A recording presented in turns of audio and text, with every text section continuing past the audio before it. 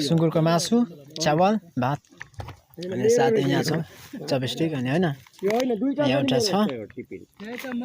France चटनी pickles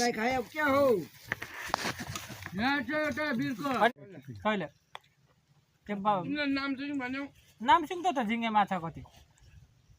प्याकेटमा बिक्री गर्दैन पुग्यो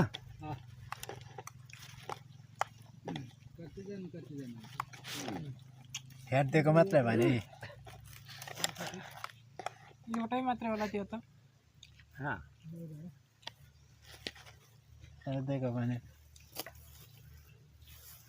अझै छ क्या छैन के हो अन्त जिम्मा ए उनीहरू त झन् के कुखुराको होला बाच्चाको मकर रहेछ असल मजाले बनाएर ल्याएको रहेछ नि त्यो सब फेरि अलरेडी रेडीमेड हो त अनि प्याजहरू पनि ल्याएको छ त खोर्सानीहरू प्याजहरू त हो त